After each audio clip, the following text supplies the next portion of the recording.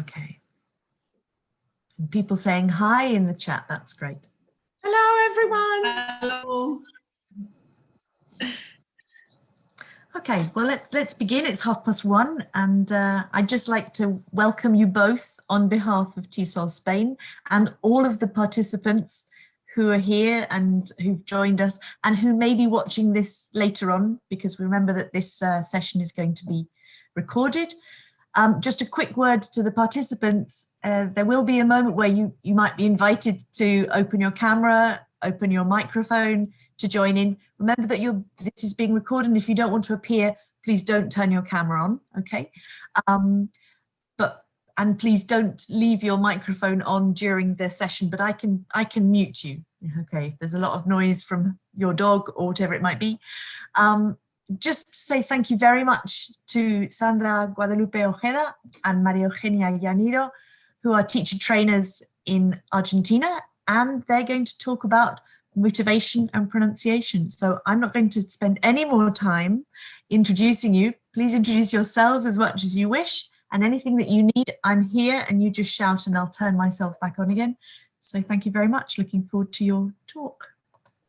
Okay, thank you, Rebecca. Okay, give me 1 minute. Okay, meanwhile, I will tell you that we teach in higher education, both of us. So this presentation is mainly thought to be worked with adults or young adults, because most of the first year students are adolescents yet. But the ideas and the approaches to teaching, etc., it's the ones that we have been using in higher education, right? Okay, welcome. Well, good morning, everyone. We are María, Eugenia, Ianiro, and Sandra Ojeda. This is our workshop, Motivation and Pronunciation, Two Sides of the Same Coin. We are really honored to have the opportunity to be here sharing with you our workshop and our presentation. Thank you, TESOL-SPAIN, for this great opportunity. Well, first of all, we are going to start sharing our objectives for this workshop. First of all, we want to share with you some engaging ways to practice and improve pronunciation of English. And then, of course, we want to share some ways to accompany trainees' learning path using applications and platforms, taking into account that they belong to the Z generation. And apart from that, we want to share with you and to explore with you the benefits of implementing experiential learning using online tools when teaching pronunciation. Well, before starting, before dealing with the topic of the presentation of the workshop in depth, we want to share some interesting information about our context. As Rebecca has said at the beginning, we are from Argentina. We live in two different provinces. I live in the province of Buenos Aires, and Sandra is from the province of Santa Fe. And we both work in EFL teacher training programs. Yes, in Argentina, they last 4 years. So when students enter, they need to be 4 years to receive or to obtain the degree as teachers of English. And there are state-run and private institutions. As regards phonetics, they are going, students are going, the students have phonetics and phonology or a discourse in the different profesorados. Okay, what happens with the approach towards phonetics and phonology? Well, in most of the profesorados, in most of the TTCs, students receive information about pronunciation from the smallest units to complete stretches of discourse. It means that when they start in first year, they have input of the segmental features, and then when they go to second, third, and fourth, they have information, and they have knowledge about super segmented features, and they finish in fourth year dealing with accents. And of course, we use transcriptions and oral practice to raise awareness of the phonemes. Okay, well, last year, 2020, we have coronavirus. And of course, it was our biggest fear and our biggest challenge, and we had to take a leap into the future.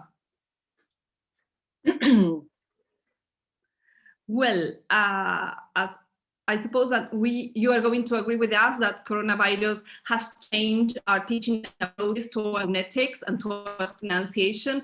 And last year with Sandra, we decided to make a survey with our students. We interviewed more or less 250 students, and these are the answers of two of the questions that we have answered. We have asked them.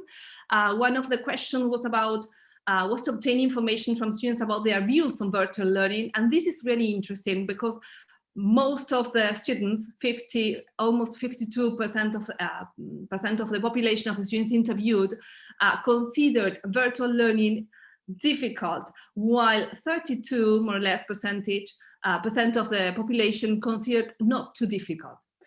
What about the major problems they have encountered? Well, I think that we need to pay attention to the green and the blue one, and it was related to stress, and the other was related to internet connection. This is a general panorama of what has happened, or the views of students as regards virtual learning in general. But what has happened with phonetics? Well, these are some of the problems that we have spotted. Some students have problems with dealing with technical equipment. Sometimes when we shared some applications or some resources, they didn't have a good cell phone, or they didn't have computers to deal with some of the applications or some of the virtual platforms that we used. Of course, that they have some problems regarding concentration span. In some situations, they said that they didn't find a space in their home to deal with or to practice phonetics. Of course, stress was another problem.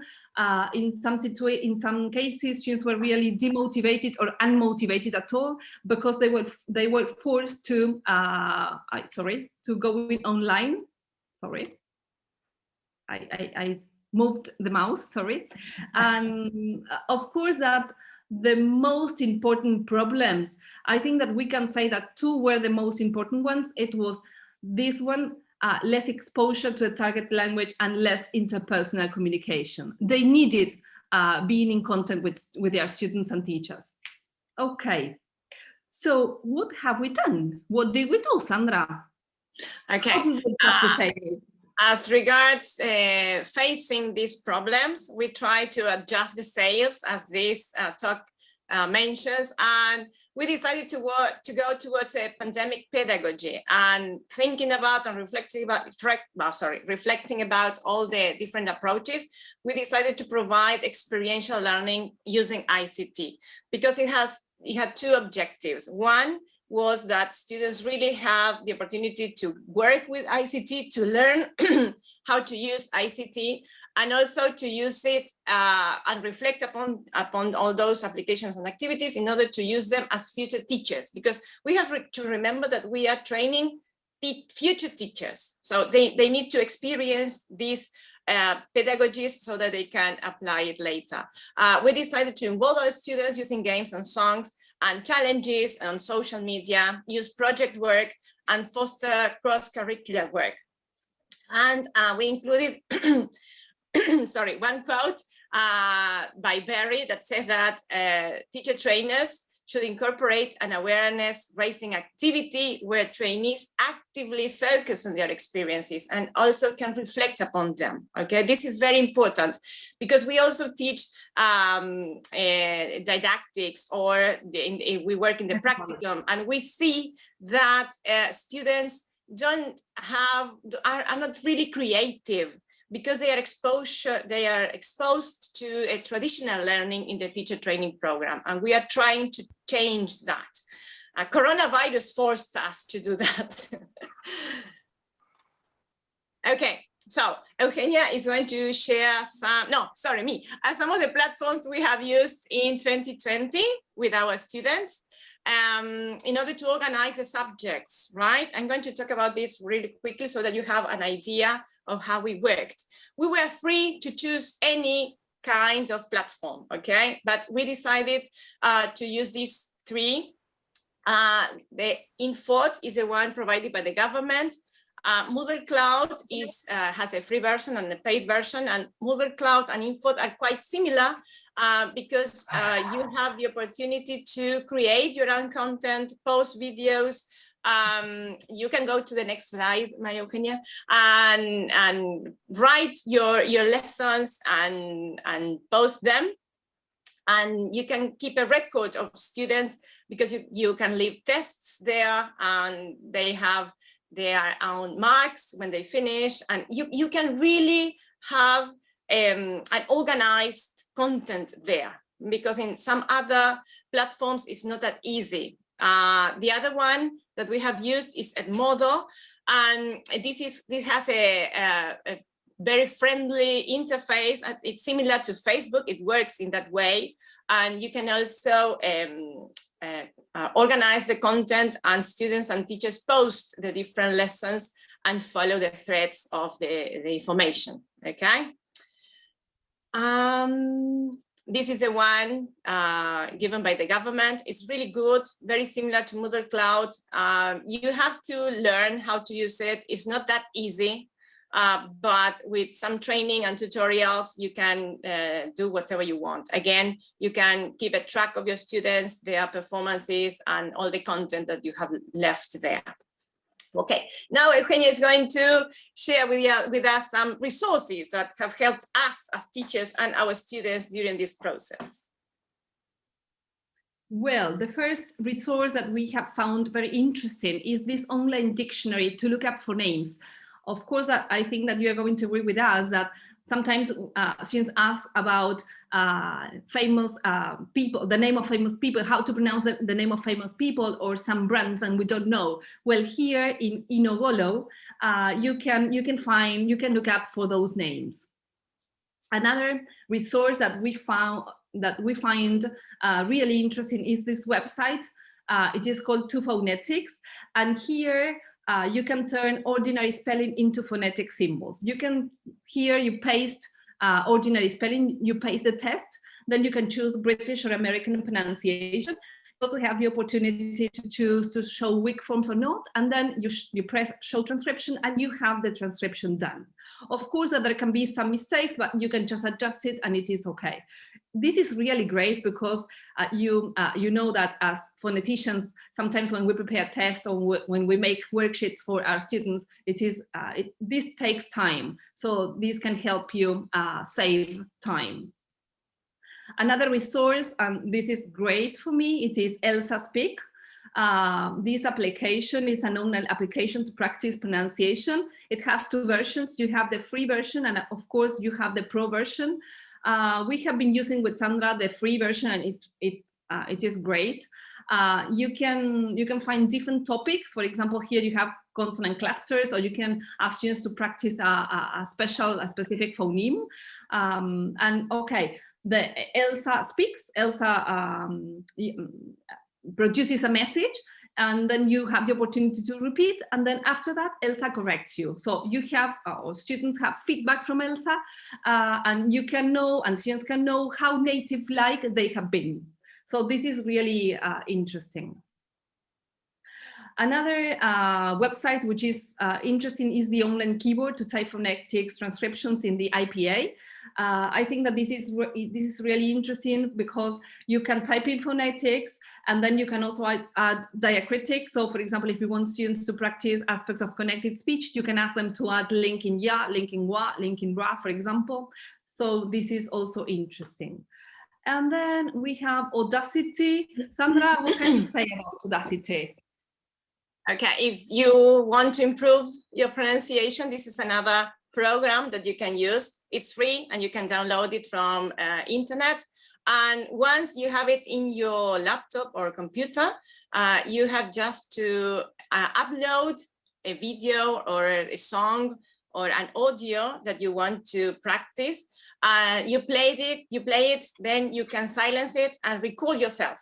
And then by playing both at the same time, you can compare the waves so that you can see if you were quite approximate to the pronunciation and the intonation of the native speaker original audio. It's really good, but of course it needs a little bit training, but there are a lot of tutorials of how to use it. But it's really good if you don't have access to feedback. If you don't have a teacher there to tell you how well you have done, while trying to produce accurate phonemes or sounds. Okay, so this is a really good tool in order to practice pronunciation. Okay, then some more applications, but now we will share some activities that we have actually done with our students to make the lessons more interactive and motivating. That's why you will be asked to participate in some of them. I hope that you enjoy this part of the presentation. Okay, let's start with these things. Okay, maybe you know Boki. It's quite, I would say, old, but for EFL learners is really useful because they can create their own avatars. They can type what they want to say, that is as a message or a stretch of discourse, and they have different possibilities. They can choose a different accent or variation of English, and a computer will produce that message in the accent that you have chosen. And once the students, in our case, our students, phonetics, that we are teaching phonetics, they can listen to that and then record themselves. And this is very useful because then we can have their productions all together in using another applications, the application that María Eugenia will show you now. This is one of the things that we have done. Okay. You can see how we have combined the different applications. We have Padlet. Yes, you may know Padlet. Padlet is a powerful tool to see how students interact. There are different activities that you can do in Padlet, but it's a space where students and teachers can come together. In this opportunity, what we have done is an activity to practice tongue twisters. So students have to choose a tongue twister. They have to type it in phonetics, and then they have to record their vocabulary, yes, within the transcription of the tongue twister. And then we ask students to interact, sharing comments or leaving comments on ideas about the different tongue twisters. Okay. And it's interesting because they can listen to each other. Okay. Okay, as Sandra mentioned at the beginning, we have been working with project work. Project work is very interesting because students can work collaboratively. It fosters collaboration. It develops higher order thinking skills. And apart from that, there can be integration of linguistic skills. And apart from that, you can also add some ICT tools when working with project work. And of course, that students can see the outcome they reach when they finish the project. In this case, I will be sharing with you one of the projects I have been working with my students in the profesorado. They are students from third year, and we have been working with, I am the teacher of phonetics, and I have been working with the teacher of written discourse. Students work for a semester with this project. They have different tasks to present. And well, the final outcome was they have to record a video of a story they have created or adapted. And I want to share with you a part of the video that they have shared. Let's see if you like it. The Adventurous Fairy. Once upon a time, in a blue and yellow morning, a baby girl sneezed and her binky flew away through her bedroom window. Since her parents were sleeping, the baby's fairies came to help. The fairies fed, changed, and sang many songs to the baby, but... "Oh no, nothing works," they said. In this case, well, students have the opportunity to choose the app or the resource to record the video and to work with images. In this case, students have worked with Vega Pro, yes, but they some other groups of students have worked with PowerPoint presentations or screencast Omatic, sorry. So this was really interesting, and students were really motivated and engaged in the project. Okay. Now, we have also used some games to help students remember the subject content. One of the games that we have used was Kahoot. Yes, Kahoot is really interesting because it is not only motivating for students, but also is important for teachers because we can obtain information about how students have acquired or have, have acquired some of the contents that we have presented to them. Okay, it's a kind of competition. So you get a question and you prepare some answers and they have to choose the correct answer. And then we also work with Technologic. Yes, this is an interesting application to play Pass the Word or Spin the Wheel. Here you can see that in the different colors, there is a different activity as regards phonetics. This activity was done for students of first year. Yes, oh, sorry.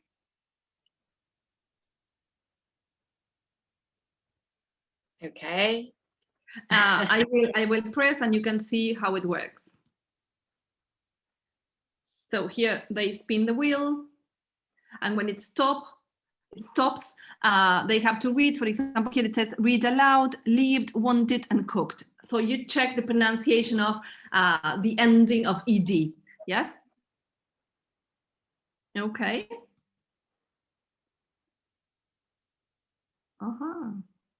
Hi. Okay, what about property, Sandra?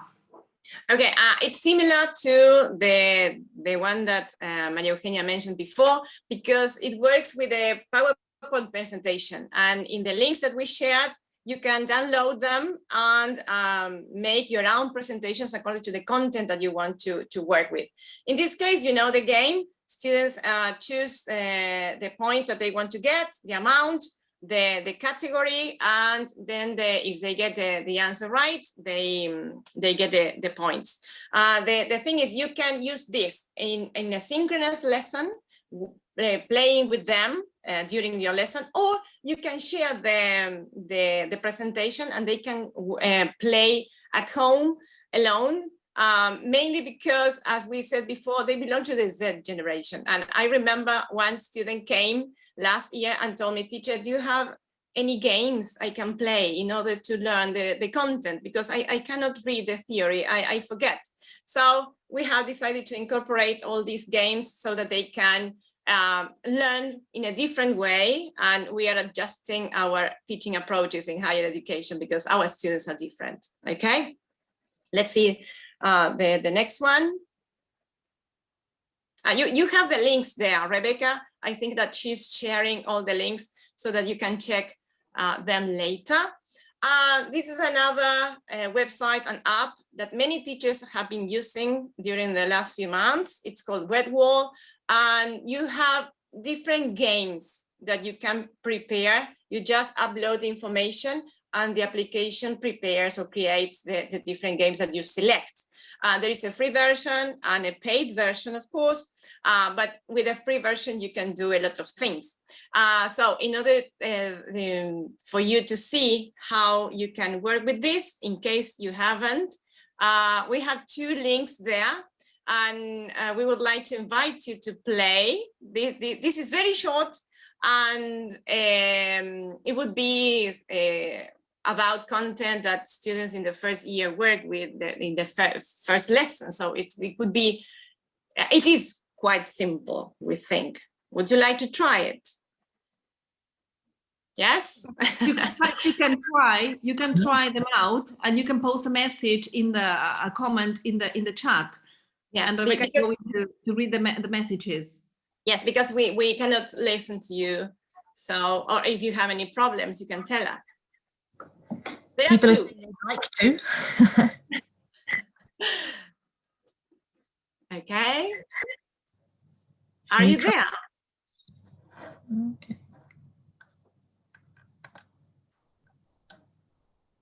Have you tried it before? Some people have tried. Claire Hannity says she uses it a lot. Muriel Vanril says Wordwall is great. Yes, definitely. The thing is that it is important that teachers in higher education start using them, because we know that secondary school or primary school teachers use them.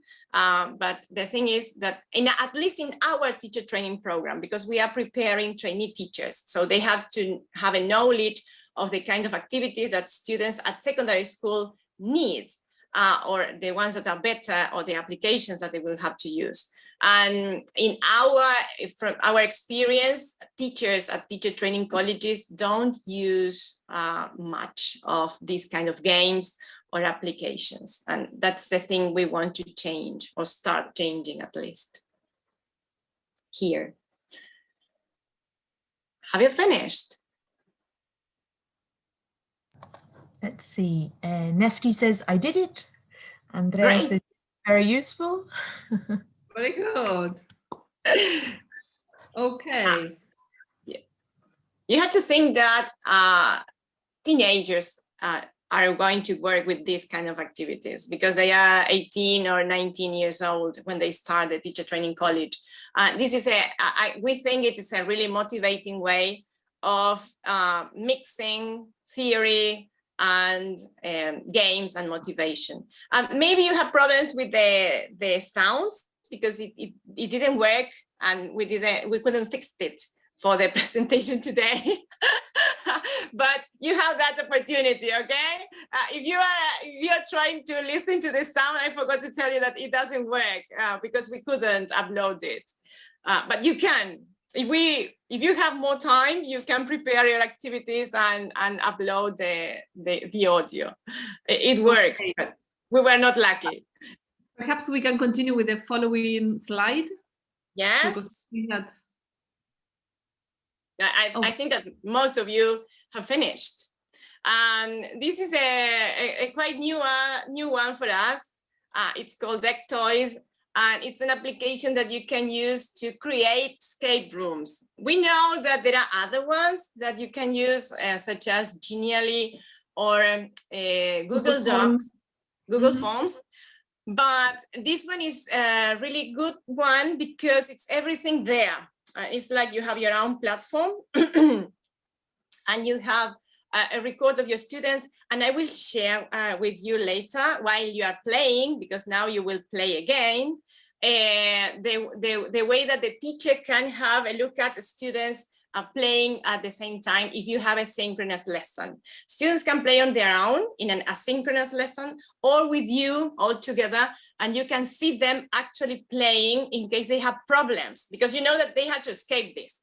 And if they don't have the answer, they will get stuck in there. So while working at the same time, you can help them, or they can ask you the answer so that they can go on with the game, okay? As you can see, those are the different games that you can create: word wheel, rockets, or lines, or mazes, or matching things. It's okay, Eugenia. And now we will invite you to go to the link that Rebecca must have shared. And if you have them there, you can enter as a guest student, or you can enter with your Google Gmail account. It depends, because it will take more time. You can just get access as a guest student, and you can start that. You have it's like a maze. You have to go from start to the end line while carrying out different tasks. Okay, all of this is related to our subject, because that's the point of the game itself. I'm going to share. Okay, I stopped sharing so you can. Okay.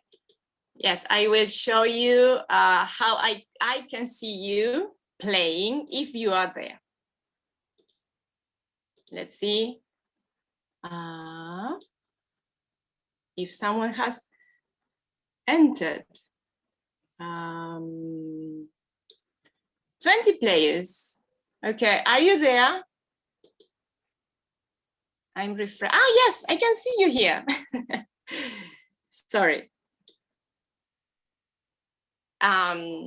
So you're playing, and while you're playing, I can see, well, I have only letters that refer to your names.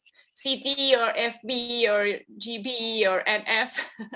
So all of you are at the entry of the matching activity. You have passed the memory activity, so you're going well on the track. Oh, CL has done quickly, really quickly, and it's almost in the finale part of the game. Great. And BP and ER are almost there too. Good.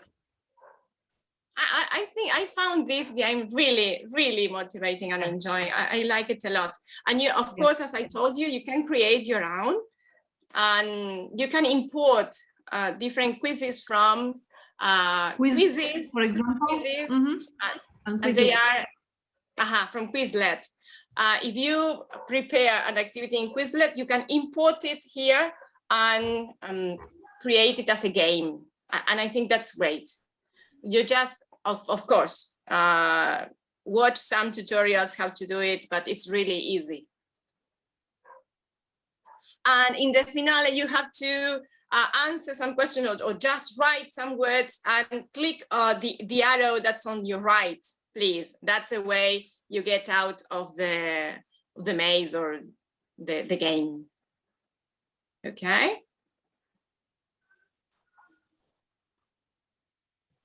Oh. Has anyone finished? I can't see. I say finale here. I think no one.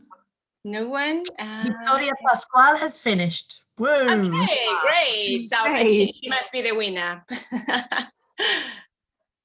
Okay, this is the finale. See, and this is an activity because it's also an activity based on metacognitive theory, because it makes you reflect on the things that you have just done, the things I learned today, the things I need help with. Draw something that comes to your mind, just to be creative, and then in the end you get the final greeting, let's say. And here you can see how your students are getting the points after carrying out the activities. Okay, so we found this really, really, really interesting. I know, and motivating. Yes. Yeah. Something happened with my computer. It's loading, so I think I will just stop sharing, and it's all on yours, María Eugenia, right? Okay. Well, we hope you had some fun with this, and as we mentioned before, this is a good way of showing you how it actually works, and if you enjoyed it, your students might enjoy it as well. Okay, have you all finished so that we go on?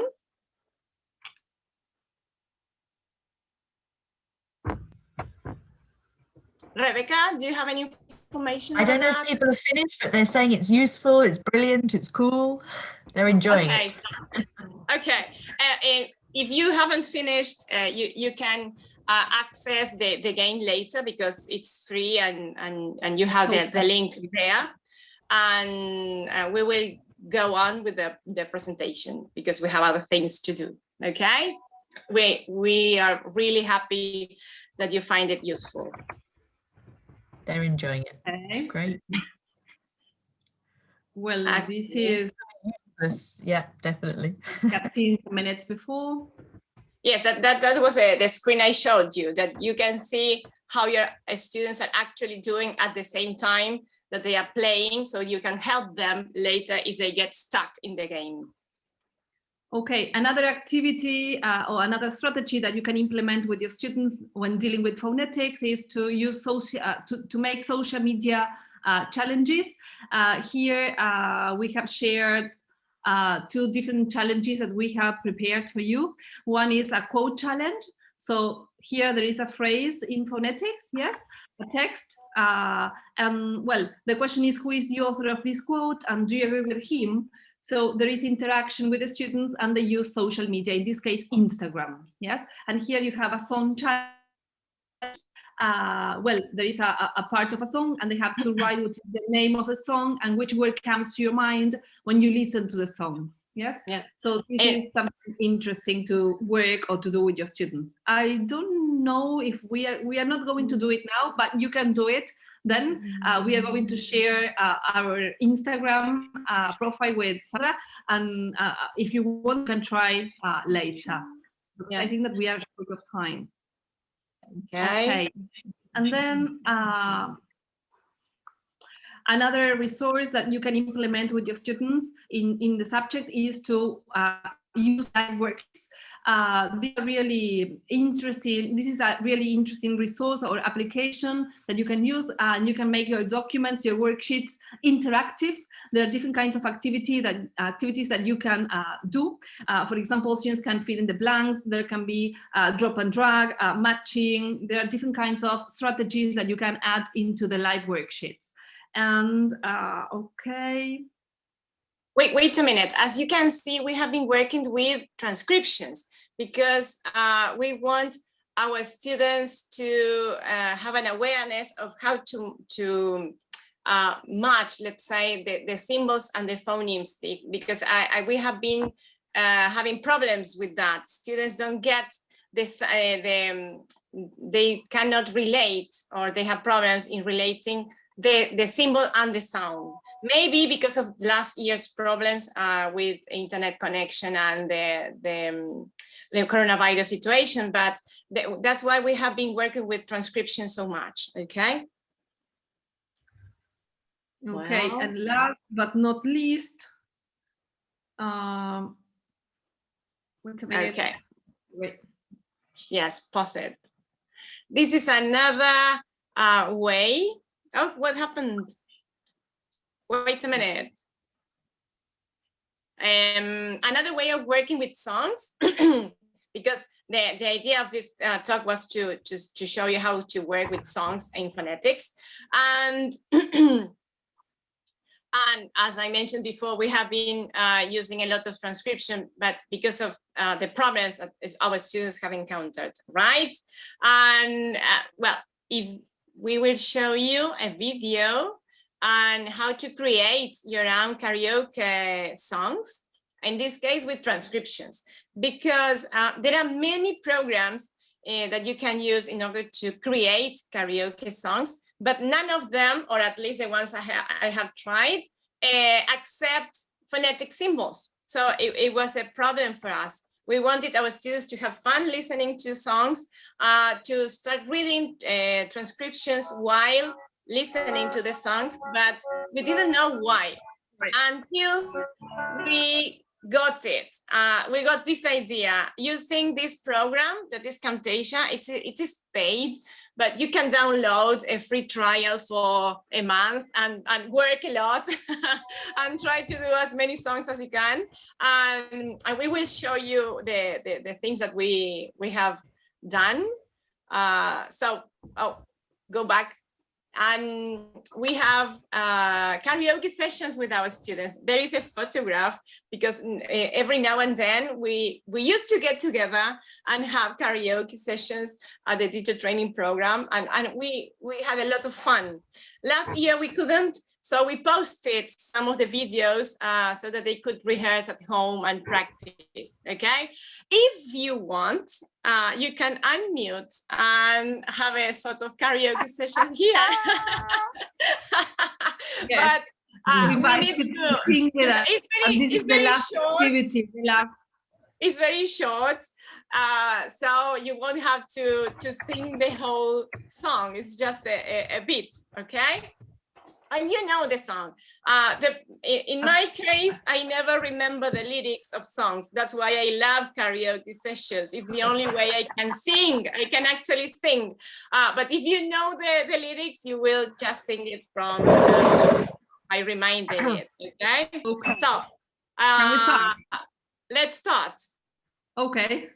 Here we go.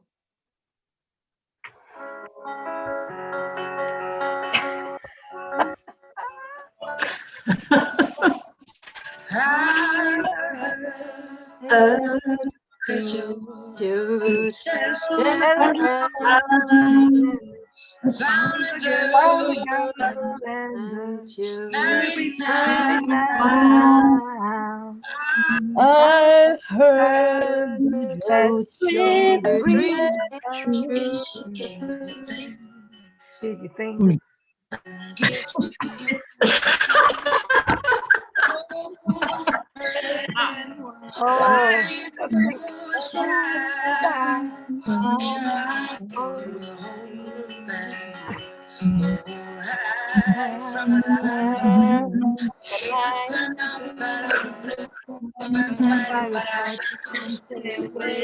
I couldn't fight it. I told you to see my face and that you'd be right from me. It isn't No. Never mind, I find like you. Nothing but the best for you.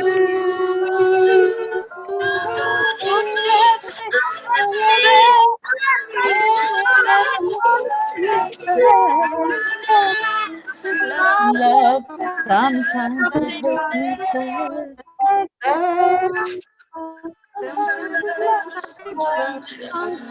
It's hard to help it. Okay, that's all. So imagine if you had time, if you had fun with your students. Very good. For you for joining. It was really, really good. Okay, so we are almost finishing with this, and we would like to share our last reflection and with a quote from Sir Ken Robinson that says that the fact is that given the challenges we face, education doesn't need to be reformed. It needs to be transformed. And that's what we have been trying to do, transforming the education approaches that we use in higher education. And we really hope that it might help you use some of the applications or websites in your own lessons and with your students in order to motivate them in learning this wonderful language that English is. Okay. Thank you for being here, and thank you, TESOL-SPAIN, for this opportunity. It was a pleasure for us to have this opportunity to share our work and experience with you. Thank you. Thank you so much on behalf of everybody. We just remembered in the chat that this was being recorded after the horrendous.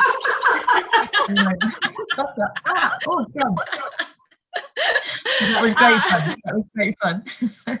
And all your resources, everybody's saying thank you for all of the things that you gave me and that I put up. You know, we've had a couple of things to look at and a laugh at the end. That was great fun. I have a question because we didn't have many questions, just lots of comments and saying thank you very much. Okay. When you were looking at Elsa Speak near the beginning, and that it measured the students and how native-like they were. Now, okay, I'm from London, but I've lived a very long time in the Basque Country in Spain, and I'm wary often when we're talking about pronunciation and motivating our students that we do use that. You know, okay, you sound like a native. What, the Queen of England? Yes, yes, we know that, and we have that issue while teaching. Unexpected that question, in fact, because we were discussing yesterday with Sandra the answer to that question. But well, this is an interesting application, and what Elsa tests is native-like pronunciation. But we, okay, this is not the approach of towards phonetics to follow, of course, for sure. But well, we think that this is an interesting application to help our students practice when they do not have a teacher to share or to test or to check their pronunciation. So in this way, it is interesting because they can see how intelligible in a way, how yes, intelligent in a way they can be. Yes, or at least to practice something several times, because you don't always get a good mark, let's say, and they like trying and trying again. And I told Maria Eugenia that some of the accent that Elsa has or that accepts is like more American. So when you say native, we also thought about the variation, and it's so difficult for us. That is a great issue as a phonetics teacher, how to decide that, because as I told you before, we also teach the practicum, and sometimes students deliver the lessons and they say, what color is this? And I said, what color? And they said, but in the program I watched, they say color, and they are native speakers. And yes, you're right. And this is a huge question about modeling the language, what variation, what accent, but the thing is that they are exposed to different accents and variation in the 4th year. So they can recognize the different native-like pronunciations and where they belong to according to the different regions. The thing is that we tried, or the teaching training program has decided, because of the government's politics, sorry, to use RP as the standard variation, but nowadays we are trying to introduce the modern version, let's say. But it's a huge issue for us. I have to. But sometimes ELSA is useful because we teach EFL, so there are not so many situations in which students can encounter or have a taste English. So ELSA is interesting in this way, so they can make use of ELSA just to listen to English and have an opportunity of a teacher in a way that can give them corrections. Yes, because you have to remember that we live in a different context. Argentina is an exolingual country, so we don't have your experience of meeting native speakers wherever they come from very frequently. We don't have that experience, so we try to find things to give students so that they have a regular practice if they want, of course. Oh, that's great. There is a question from Fernando Prieto, and maybe it reflects on that last thing you just said about finding all sorts of different apps for your students. He asks, which app is your favorite one and why, of all the ones that you've shown us this afternoon? I love ELSA. It's wonderful for me. No, I like playing games, so I think that all the playing things are my favorites, and I think that the deck toys one, because it's a new one that I'm using, it's really good. I think that one, because it can be adapted to your needs and your students' needs. If you are teaching specific vocabulary or specific structures of the language, you can just modify it and you have it there. I think that's really good. Of course, that for this workshop we have made a selection of different resources and applications, but with Sandra in other workshop that we have participated, we used a lot of Mentimeter. For example, Mentimeter is one of my favorites because you can see how students interact, and okay, you have like you can give feedback, instant feedback in a way. So this is another application which is one of my favorites. For example, in order to keep a record of students, I love Moodle Cloud, because you just give students different tasks and and they get the results automatically, and then you get your students' results. So you have everything done without you having to correct them. Of course, that is one part of the teaching, let's say, in which students can get their self-correction, and you get a report of that. And then, of course, you have to have other kinds of assessment, but it saves a lot of time. I think that's really, really important. Nowadays, that we have been sitting on our desks in front of the screen for so long, I think it's really important. Okay, any other questions? That's great. I don't know if anybody wants to just open their mic and ask a question to Sandra and María Eugenia, or a comment. Okay. Everybody's writing. And then you can find us there. Okay, well, we're in our Instagram or Gmails, and we started giving some pieces of advice that we think are useful, just like the presentation that we have just shared, and that we hope you find it useful. And of course, we didn't know exactly what was more important, if sharing a lot of things that later on you can check on and watch some tutorials and learn from your from internet, let's say, or explaining only one or two and teaching you how to use them. But we decided to do this because it's a lot of information, and then you can select what things are appropriate according to your students. I think it was a good choice.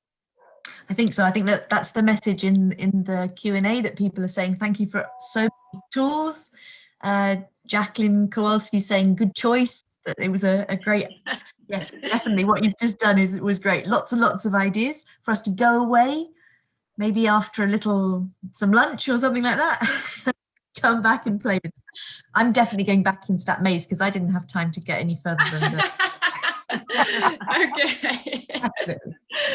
And amazing. Yeah. Okay, thank you very much. Thank you very much. See, that was the point of our presentation, that you feel motivated and trying to do things and working them out. Okay, and we great. really hope you have some takeaways from this presentation, at least one application, one resource. Oh, yes. That you can use later. Yeah. There is a question from Nefti Fortes who says, is there any good tip for teaching the phonetic alphabet? Yes, there are apps that we didn't show them here, and I think it's from the British Council, the IPA alphabet.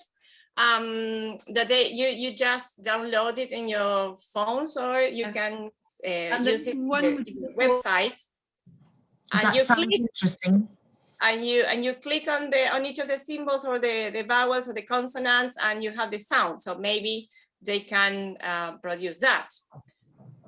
Yes, and there is another which is called sound. It is the symbol, the logo is gray with you have a happy A in the front. I don't know, I cannot, if I share my phone, you're not going to see it, but this is really interesting. So you can have it in the phone, and it is free. It is called sound. Maybe you can write it in the chat. No. Can you show us your screen, your mobile screen? Just turn it round like I do. Yeah, I can. I take my phone, and turn it round into the camera and say, "Look at this, student. See my phone." Try that. That's there. It worked. Those are there. We thought that we would take longer, but we had a lot of tips for teaching online and how to show different things in order to carry out your lessons while delivering a synchronous lesson. But we didn't include them because we thought it would be longer. But next time, or if you follow us in the Instagram, we will upload them there. Okay. Perfect. Perfect. Exactly. As Karen McDonald says in the chat, this can be carried on in the Hoover chat, part 2 next year. Come back and give us some more. Absolutely. Okay. We've got, we've got Hoover communities. Sorry. Perhaps we can start sharing different resources. Perhaps some teachers here are using different resources that we don't know, so we can share information and we can learn more applications and resources. Definitely, definitely. I mean, if you want to open community, if you want to open a conversation in the community, please do, and then everyone who's here can add their favorite one or something that they. And people are saying, yes, please, face to face next time. We want to see you again. You'll have to come from Argentina to I know it will be too expensive for us, But we would love to travel there. We'll come and see you, all of us. 36 on a train, or a plane. Okay, well, thank you very much indeed. I'm going to stop because in a minute's time, Gerard is just going to finish off today's session. So thank you very much for joining us all the way from Argentina. It was very easy to see you, and you've given us lots of great ideas. Yeah, Karen's saying you could win a global grant and come across as speakers next year. Yes. Okay. There's always a way. We can try. Okay, we will try. Yes. Fantastic. Let's all keep in touch. Thank you, Rebecca, because you were thank really, you. yes, you were really sweet with us. Thank you a lot. Great. Well, thank you very much for joining us, and we'll see you in the, if you like, in the martini session at 1:30. But Gerard's going to close us all, close off the sessions for today now in the closing session. So I hope to see you there, and thank you very much on behalf of everybody who's writing in the chat going, thanks a lot, thanks a lot, thanks a lot. Okay, thank you for listening to us and staying there. Thank you very much. Here with us. Great. Thank you. Bye.